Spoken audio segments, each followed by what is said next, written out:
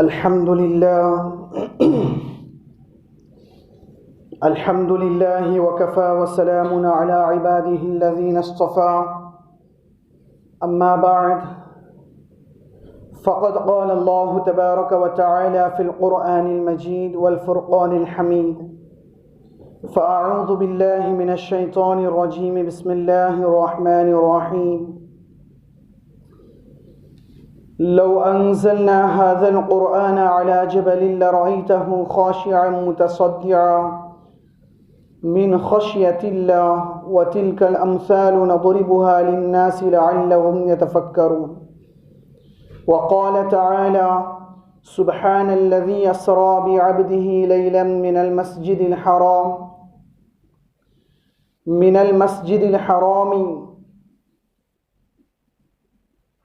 من أقصى الذي باركنا حوله لنريه من آياتنا إنه هو السميع البصير قال النبي صلى الله عليه وسلم من يرد الله به يفقهه في الدين آمنت بالله صدق الله مولانا العظيم وصدق رسوله النبي الكريم ونحن على ذلك لمن الشاهدين والشاكرين والحمد لله رب العالمين. ప్రియమైన సోదరులారా మరియు గౌరవనీయులైన పెద్దలారా, అల్లాహ్ తఆలా యొక్క దయ మరియు కరుణ మనందరిపై కలిగింది. కాబట్టి అల్లాహ్ తఆలా మనందరికీ ఈదుల్ మోమినీన్ అయినటువంటి విశ్వాసుల యొక్క పండుగ దినమైనటువంటి ఈ యొక్క జుమాలో వచ్చేటువంటి భాగ్యాన్ని మనందరికీ ప్రసాదించాడు. ప్రియమైన సోదరులారా, మన ముందు గడిచేటువంటి ఈ నెల రజబ్ యొక్క నెల. ఇస్లామిక్ క్యాలెండర్ యొక్క 7వ నెల రజబ్ నెలలో మనం ఉన్నాం. ఈ నెల చాలా గొప్ప నెల. ఈ నెలని గురించి అల్లాహ్ తబారక వ తఆలా ఖురాన్ మజీద్లో అష్హురుల్ హురుమ్ అంటూ ప్రస్తావించారన్నమాట. అంటే నిస్సందేహంగా అల్లాహ్ తఆలా వద్ద మాసాలు నెలలు 12 మాత్రమే.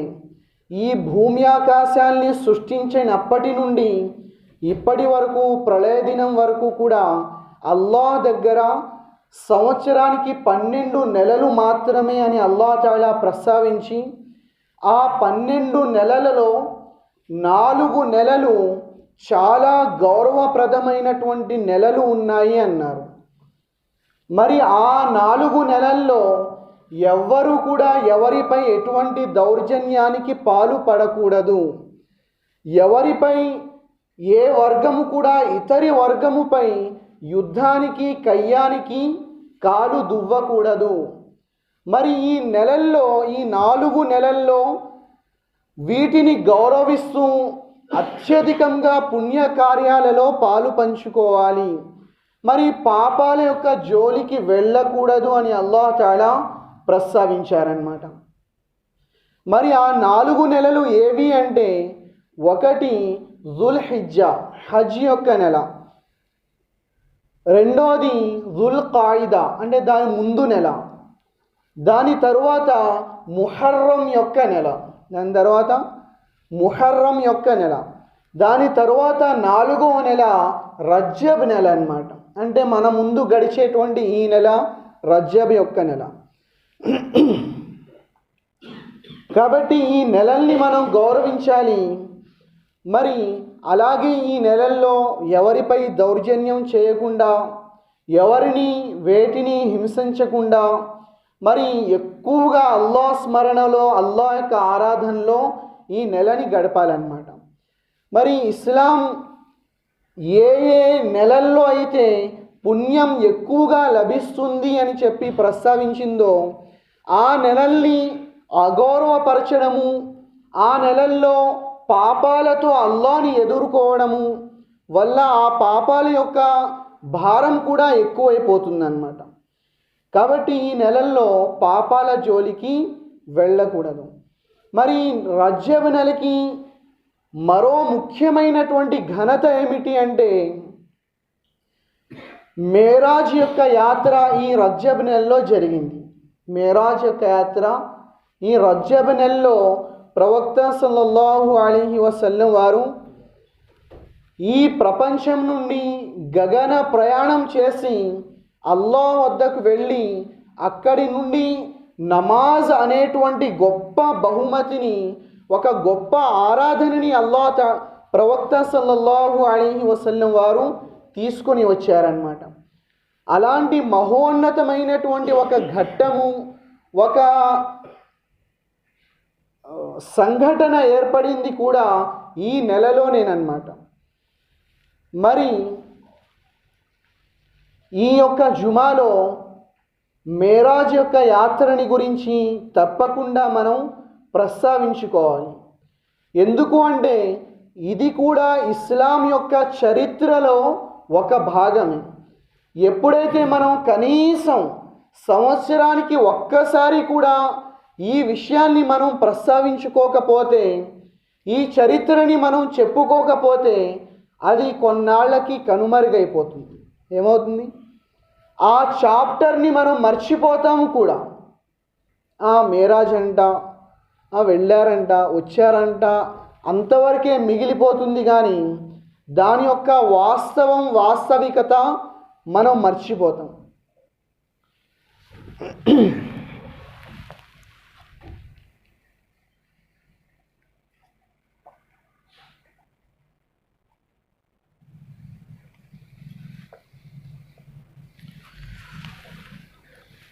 ప్రవక్త సల్లల్లాహు అలైహి వసల్లం వారు షియాబే అబీ తాలిబ్ లో బహిష్కరింపబడ్డారు. మరి ఖురైష్ యొక్క వంశీయులు ప్రవక్త గారు, మరి అలాగే ప్రవక్త గారికి సన్నిహితులైనటువంటి వారు, మరి ప్రవక్త గారిని విశ్వసించినటువంటి వారు, వారందరినీ కూడా మక్కావాసులు బహిష్కరించి వెలివేసి ఊరి బయట, మక్కా బయట 2 కొండల మధ్య 3 సంవత్సరాల పాటు వెలివేశారన్నమాట. ఎన్ని సంవత్సరాలు? 3 సంవత్సరాలు 2 కొండల మధ్య ప్రవక్త సల్లల్లాహు అలైహి వసల్లం వారు, ప్రవక్త గారి యొక్క చిన్నాన అబూ తాలిబ్ గారు, ప్రవక్త గారి యొక్క భార్యామణి హజరత్ ఖదీజా రజియల్లాహు అన్హా వారు, మరి అలాగే ఖురైష్ వంశీయులు వారందరూ కూడా 3 సంవత్సరాల పాటు కేవలం ఈ దీని యొక్క ప్రచారం మూలంగా వెలివేయబడ్డారు. దేని గురించి? ఆస్తి పంపకాల గురించి కాదు, రాజకీయాల గురించి కాదు. అల్లాహ్ ఒక్కడే సమస్త సృష్టికి, ఈ చరాచర సృష్టికి దైవము, సృష్టికర్త, యజమాని, పాలకుడు, పోషకుడు కేవలం ఒకే ఒక్కడు.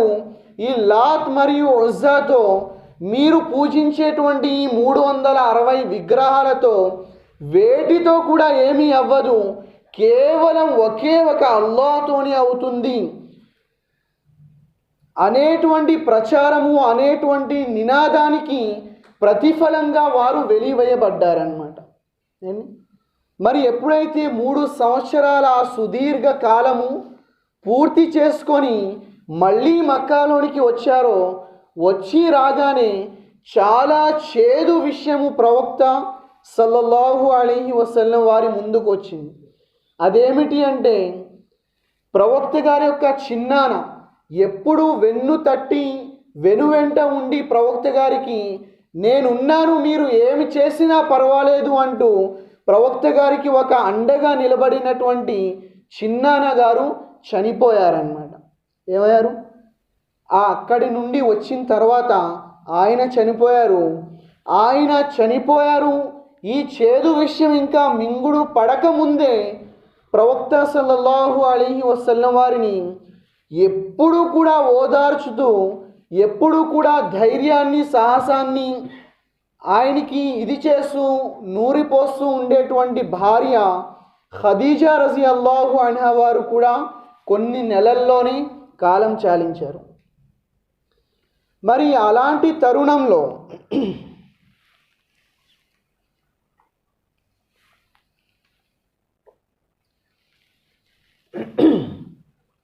రెండు సంఘటనలు ముందుకు వచ్చాయి. ప్రవక్త సల్లల్లాహు అలైహి వసల్లం వారికి ముందు నుండి కూడా ప్రవక్త పదవి లభించిన దగ్గర నుండి ఇప్పటి వరకు ఒక 10 సంవత్సరాల కాలము పాటు ఈ ఇద్దరు వ్యక్తులు ప్రవక్త గారికి ఇంట్లో భార్య బయట చిన్నాన ఓదార్చుకుంటూ ధైర్యం చెప్పుకుంటూ వెన్ను తట్టి నేను ఉన్నాను అంటూ వారిద్దరూ కూడా ప్రోత్సహించేవారన్నమాట. అలాంటి ఇద్దరి మరణం కూడా ఒకే సంవత్సరంలో వచ్చింది. మరి ప్రవక్త గారి యొక్క బాధ మరికొంత పెరిగిపోయింది. మరి ఆయనకి పెద్ద దిక్కుని అండని వారు కోల్పోయారు.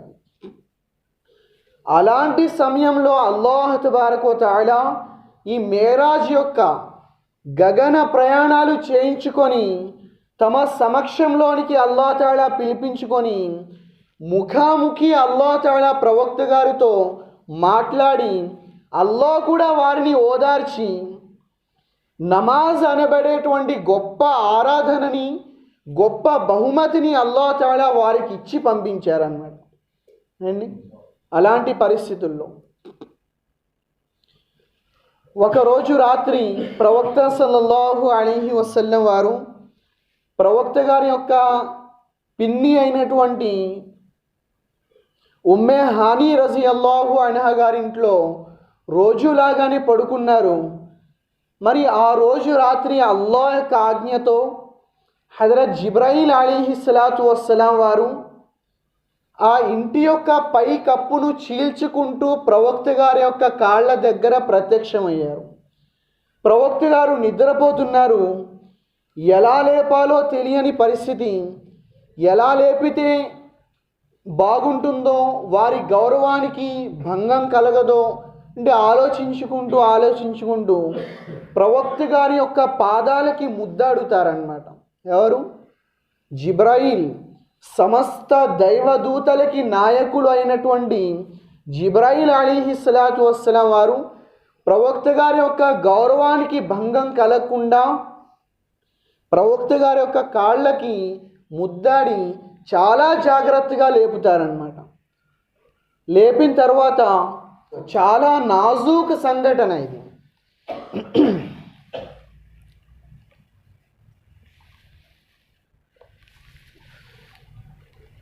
లేపారు. లేపి బేదారికి హాలత్ మే ప్రవక్త గారు మేలుకొని ఉన్నటువంటి స్థితిలోనే ప్రవక్త గారి యొక్క ఈ ప్రపంచంలో ఆయనకి ఉన్నటువంటి దేహము అదే పర్సనాలిటీ అదే దేహంతో మేలుకొని ఉన్నటువంటి పరిస్థితిలో జిబ్రాయిల్ అలైహిస్సలాతు వస్సలాం వారు ప్రవక్త గారిని ఉమ్మే హానీ గారి ఇంటి నుండి తీసుకొని బయలుదేరి మస్జిదే హరాం కాబాలోనికి వెళతారన్నమాట. అక్కడికి తీసుకువెళ్ళి హతీమ్ అనేటువంటి ప్రదేశంలో ప్రవక్త గారిని పడుకోబెట్టి ప్రవక్త సల్లల్లాహు అలైహి వసల్లం వారి యొక్క ఈ గుండెని చీల్చుతారు. ఏం చేస్తారు? గుండెని చీల్చి ఆ గుండెని బయటికి తీసి ఆబే జంజం యొక్క నీళ్లతో ఆ గుండెని కడుగుతారన్నమాట. కడిగి ఈమాన్ और हिकमत और इल्म से भर दिया. పరిపూర్ణమైనటువంటి విశ్వాసంతో హిక్మత్ పరిపూర్ణమైనటువంటి జ్ఞానముతో మరి పరిపూర్ణమైనటువంటి విద్యతో ఆ యొక్క గుండెని నింపి మళ్ళీ యథావిధిగా దాన్ని అమర్చేస్తారన్నమాట. ఎవరు? జిబ్రాయిల్ అలైహిస్సలాం వారు. మరియు వారితో చాలా పెద్ద సమూహము దైవదూతల సమూహం ఉంటుంది. ఈ 3 విషయాలతో వారి యొక్క మనస్సుని వారి యొక్క గుండెని నింపివేసి మళ్ళీ యథాస్థితిలో దాన్ని అమర్చేస్తారన్నమాట. మళ్ళీ ప్రవక్త గారు మేలుకున్న తరువాత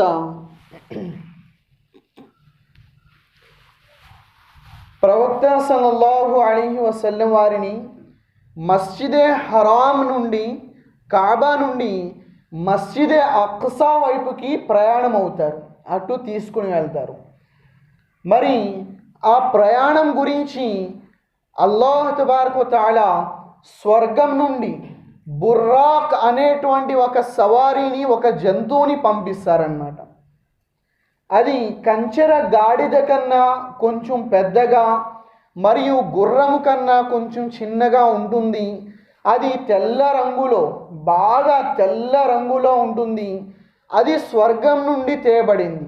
దాని యొక్క ఒక అడుగు ముంతహాయే నజర్, మనిషి యొక్క కంటి చూపు ఎక్కడి వరకు అయితే పడుతుందో, విశాలమైనటువంటి మైదానంలో కంటి చూపు ఎంతవరకు చేరుతుందో దాని యొక్క ఒక అడుగు అంత దూరం చేరుతుందన్నమాట. అలాంటి ఒక బుర్రాక్ని, ఒక సవారీని ప్రవక్త గారి ముందుకు తేబడుతుంది. ప్రవక్త సల్లల్లాహు అలైహి వసల్లం వారు దానిపై ప్రయాణమై మస్జిదే అక్సా వైపుకి వెళతారన్నమాట. మరి వెళ్ళేటువంటి ఆ సందర్భంలో మస్జిదే అక్సాకి, జెరూసలాం మస్జిదే అక్సాకి వెళ్ళకముందు చాలా వింతల్ని మరియు చాలా విషయాల్ని ప్రవక్త గారు చూస్తారు. అవన్నీ చూస్తారు అంటే అల్లాహ్ తఆలా వారికి చూపెడతారనమాట. ముందుగా ఒక ముసలి స్త్రీ ఎదురవుతుంది. ప్రవక్త గారిని ఆపడానికి ప్రయత్నం చేస్తుంది. జిబ్రాయిల్ అలైహిస్సలాం గారు మీరు ఆగొద్దు, ముందుకు నడవండి అంటారు. తర్వాత ఒక ముసలి వ్యక్తి వస్తాడు, ఆపడానికి ప్రయత్నం చేస్తాడు. మీరు ఆగొద్దు, ముందుకు వెళ్ళండి అంటారు జిబ్రాయిల్ అలైహిస్సలాం. ముందుకు వెళ్ళిన తర్వాత ఆ ముసలి స్త్రీ ఎవరు అంటే అది ఈ ప్రపంచము అన్నారు. ఎవరంట? ఈ ప్రపంచము మిమ్మల్ని దాని వైపుకి ఆకర్షించుకొని ఈ యొక్క ప్రయాణంలో ఆటంకం ఏర్పరచడానికి ప్రయత్నం చేస్తుంది. అందుకే నేను మిమ్మల్ని ఆగొద్దు అన్నాను అన్నారు. మరి ఈ ప్రపంచము ముసలి వయస్సుకి, ముసలితనానికి చేరుకుంది.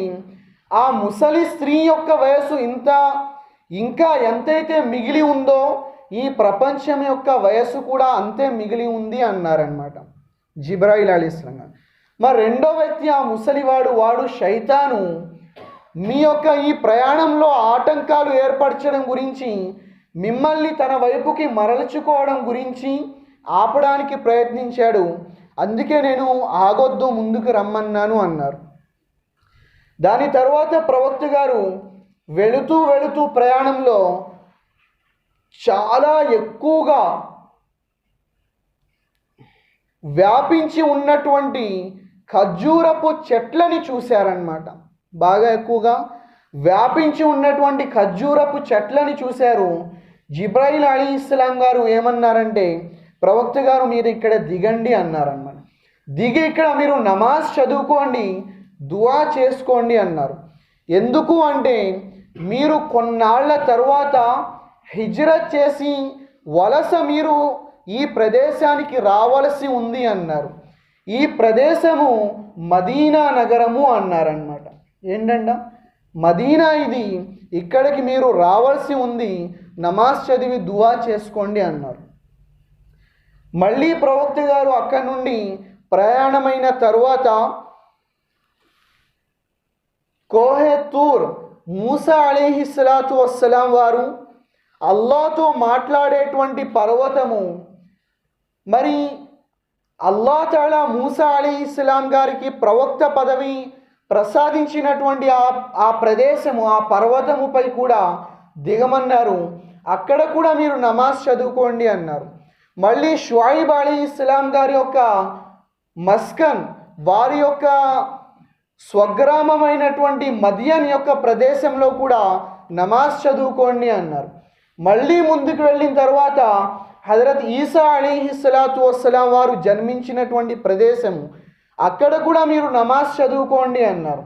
మళ్ళీ ముందుకు వెళ్ళిన తర్వాత అలా ప్రయాణం సాగుతూ ఉండగా ప్రవక్త సల్లల్లాహు అలైహి వసల్లం వారు హజరత్ మూసా అలైహిస్సలాతు వస్సలాం వారిని వారి కబర్లో వారు నిలబడి నమాజ్ చదువుతూ ఉండడాన్ని చూశారు అన్నారన్నమాట. ఏం చేస్తున్నారంట మూసా అలైహిస్సలాం గారు? కబర్లో నిలబడి నమాజ్ చదువుతున్నారు, నేను చూశాను అని ప్రవక్త సల్లల్లాహు అలైహి వసల్లం వారు సెలవిచ్చారు. అలా ముందుకు వెళుతూ ఉండగా ప్రవక్త సల్లల్లాహు అలైహి వసల్లం వారు మరికొన్ని వింతైనటువంటి విషయాల్ని చూశారు. అవేంటి అంటే, ఒకటి, కొంతమంది మనుషుల యొక్క గోళ్ళు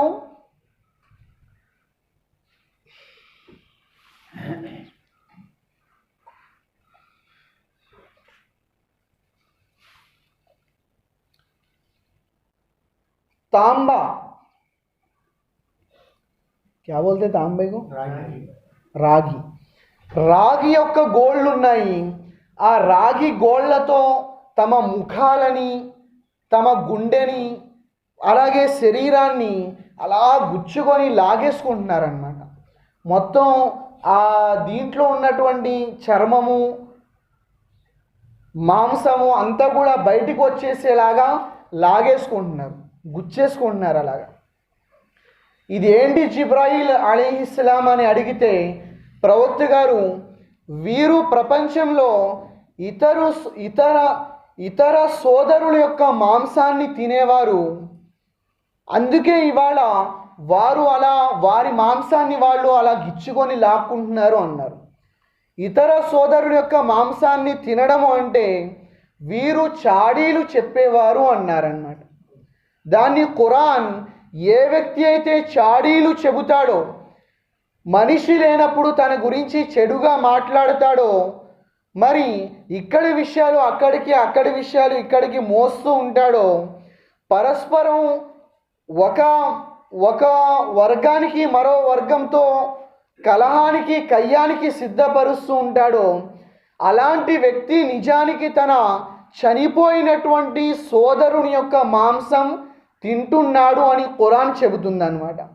మరి జిబ్రాయిల్ అలైహిస్సలాం గారు కూడా అదే విషయాన్ని చెప్పి, వీరు చాడీలు చెప్పేవారు, మనుషులు లేనప్పుడు వారి గురించి తప్పుగా మాట్లాడేవారు, అందుకే ఇవాళ వీరికి శిక్ష లభిస్తుంది అన్నారు.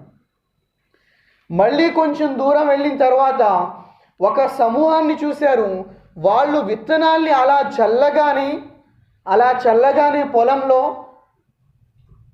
వరి ధాన్యము అలా వచ్చేస్తుంది అనమాట, చల్లగానే వచ్చేస్తుండే వారు వెంటనే కోసేసుకుంటున్నారు. మళ్ళీ చల్లగానే మళ్ళీ వచ్చేస్తుంది, మళ్ళీ కోసుకుంటున్నారు. వీళ్ళు ఎవరు జిబ్రాయిల్ అని అడిగితే, వీరు అల్లాహ్ యొక్క మార్గంలో ఖర్చు పెట్టేటువంటి వారు అన్నారు.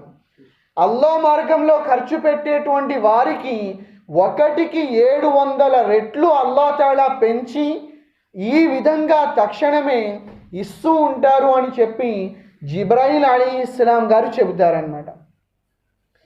మరి అలాగే కొంత దూరం వెళ్ళిన తర్వాత ఒక వ్యక్తి నెత్తుటి చెరువులో స్నానం చేస్తూ ఉంటాడు. నెత్తుటి చెరువులో స్నానం కాదు, ఈదుతూ ఉంటాడు. మరి ఆ గట్టుపైన దైవదూతలు నిలబడి ఆ వ్యక్తి ఈదుకుంటూ ఒడ్డుకి వస్తే ఆ గట్టుపై నుండి దైవదూతలు పెద్ద పెద్ద రాళ్ళు తీసుకొని ఆ వ్యక్తి యొక్క నోట్లో కొడుతూ ఉంటారన్నమాట. కొడుతూ ఉండేవాడు ఎక్కడి నుండి ఈదుకొని వచ్చాడో మళ్ళీ అక్కడికే వెళ్ళిపోతాడు, మళ్ళీ వస్తాడు, మళ్ళీ కొడతారు. ఇలా జరుగుతూ ఉంటే ఇంత నీచమైన శిక్ష ఎవరికి అని అడిగితే జిబ్రాయిల్ అలైహిస్సలాం గారు, వీడు వడ్డీ తినేవాడు, వీడు ప్రపంచంలో ఇతరుల రక్తాన్ని తాగేవాడు, అందుకే అల్లాహ్ తాలా వీడికి ఇవాళ ఈ రక్తాన్ని తాగిస్తున్నాడు అంటారన్నమాట. మరి అలాగే పెద్ద కడుపు, ఎంత పెద్ద కడుపు అంటే మనిషికి ఒక భవనం అంత కడుపు ఉంటుందన్నమాట. ఆ కడుపులోని ఉన్నటువంటి అన్నీ కూడా బయటికి అద్దంలాగా అటువైపు ఇటువైపు అటు కనబడినట్టు అన్నీ కనబడుతూ ఉంటాయి. ఆ కడుపులో, ఆ పొట్టలో ఏముంటాయి అంటే తేళ్ళు, జర్రిలు, పాములు, సర్పాలు, విషపురుగులు, ఇవన్నీ కూడా లోన సంచరిస్తూ ఉంటాయన్నమాట. ఇవన్నీ కూడా లోన కుట్టుతూ ఉంటాయి. ఏంటి ఇంత భయంకరమైనటువంటి శిక్ష? ఎవరు వీరు అంటే వీళ్ళు వడ్డీ తినేవారు అంటారనమాట జిబ్రాయిల్ అలైహిస్సలాం గారు. ఇంకా ముందుకు వెళితే ఒక వ్యక్తి అలా నేలపై పడుకొని ఉంటే దైవదూతలు ఒక పెద్ద బండరాయిని తీసుకొని వచ్చి తలపైన అలా బాదుతారనమాట. ఆ రాయి అలా పడగానే మొత్తం తలకాయ అలా చట్నీ అయిపోతుంది. ఆ రాయి మళ్ళీ దొల్లుకుంటూ అలా వెళ్తుంది. ఆ రాయిని మళ్ళీ తీసుకొచ్చి అలా నిలబడినప్పటికీ ఆ తల మళ్ళీ మామూలుగా అయిపోతుంది అనమాట. మనిషి మామూలుగా అయిపోతాడు. మళ్ళీ బాదుతారు, మళ్ళీ తెస్తారు, మళ్ళీ బాదుతారు. అలా శిక్ష జరుగుతూనే ఉంటుందన్నమాట. వీరు ఎవరు జిబ్రాయిల్ అని అడిగితే జిబ్రాయిల్ అలైహిస్సలాతు వస్సలాం వారు వీరు నమాజులో బద్ధకాన్ని వహించేటువంటి వారు అన్నారు. మరి ముఖ్యంగా ఫజర్ నమాజులో బద్ధకాన్ని వహించేటువంటి వాడు వీరు. అందుకే అల్లాహ్ తాలా వీరికి శిక్ష ఇది చేస్తున్నారు అన్నారన్నమాట. మరి దాని తరువాత మళ్ళీ కొంచెం ముందుకు వెళ్ళిన తర్వాత ఒక పెద్ద సమూహాన్ని చూశారు. స్త్రీ పురుషులు ఉన్నారు అక్కడ. అయితే వారి ముందు చాలా తాజా మాంసం, ఫ్రెష్ మాంసం, అప్పుడే వండినటువంటి కూర, గుమగుమలాడుతున్నటువంటి ఆ కూర, బిర్యానీ, ఆ మాంసంతో తయారైనటువంటి వంటకం ఉంది. కొంతమంది ఆ వంటకాన్ని, ఆ మాంసాన్ని తింటున్నారు. మరో పక్కన బాగా కుళ్ళిపోయినటువంటి మాంసము, బాగా కుళ్ళిపోయి వాసన వచ్చేటువంటి ఆ వంటకం ఉంది. కొంతమంది దాన్ని కూడా తింటున్నారన్నమాట. చాలా ఇదిగా తింటున్నారు, సంతోషంగా. ఏంటిది? వీరెవరు ఏంటి అంటే జిబ్రాయిల్ అలైహిస్సలాతు వస్సలాం వారు ఏమని అన్నారంటే, వీరు ఎవరైతే ఆ పాడైపోయినటువంటి మాంసాన్ని, ఆ వంటకాన్ని తింటున్నారో వారు తమ ఇంట్లో ధర్మసమ్మతమైనటువంటి భార్య ఉండి కూడా వారు వ్యభిచారానికి పాల్పడేటువంటి వారు. ప్రపంచంలో ఆ భార్యని హలాల్ మార్గాన్ని విడిచిపెట్టి వారు వ్యభిచారానికి దాసులై తిరిగేటువంటి వారు, వారిని వీరిని చేస్తూ తిరిగేటువంటి వారు. కాబట్టి ఇవాళ వారికి ఆ శిక్ష లభిస్తుంది అన్నారు. ఆ కుళ్ళిపోయినటువంటి ఆ మాంసాన్ని తినేటువంటి వారు ఒక మగవారు మాత్రమే కాదు, వారిలో స్త్రీలు కూడా ఉన్నారు. ధర్మసమ్మతమైనటువంటి మార్గము భర్త ఉండి కూడా ఆ భర్తని కాదని వ్యభిచారానికి పాల్పడి వీడి వెనక తిరిగేటువంటి వారు ఆ స్త్రీలు వారు అన్నారన్నమాట. అన్నారు. అయితే మరి కొంచెం ఎదరికి వెళ్ళిన తర్వాత ప్రవక్త సల్లల్లాహు అలైహి వసల్లం వారు ఇంకా భయంకరమైనటువంటి ఒక దృశ్యాన్ని చూశారు. అదేమిటి అంటే, కొంతమంది మనుషులు వారి యొక్క మర్మావయవాల నుండి పేగులు బయటికి వచ్చి ఉన్నాయి. వారు ఒంటెలలాగా నరకం యొక్క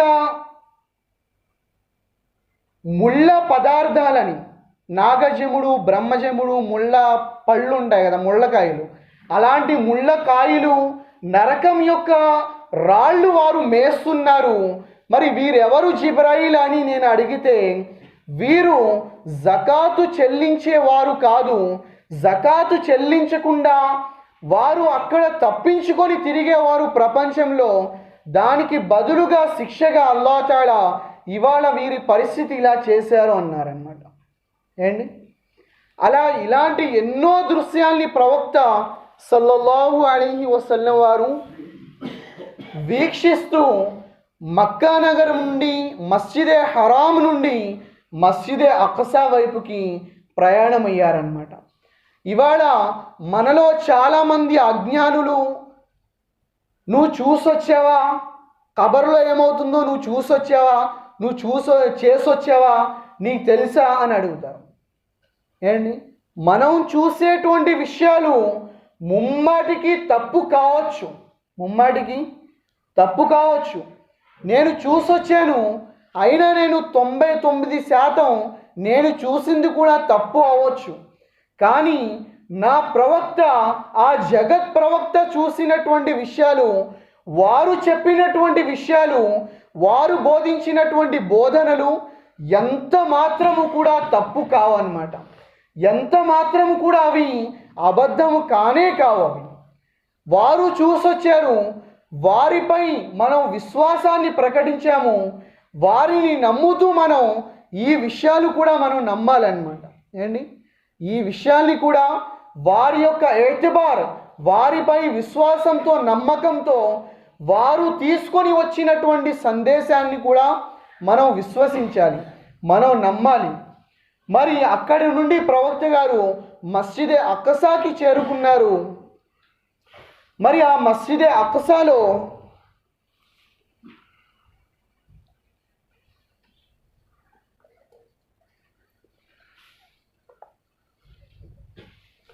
జిబ్రాయిల్ అలైహిస్సలాతు వస్సలాం వారు మరియు ప్రవక్త హజరత్ ముహమ్మద్ ముస్తఫా సల్లల్లాహు అలైహి వసల్లం వారు ఇద్దరు కూడా తహియ్యతుల్ మస్జిద్ నమాజ్ చదివారు.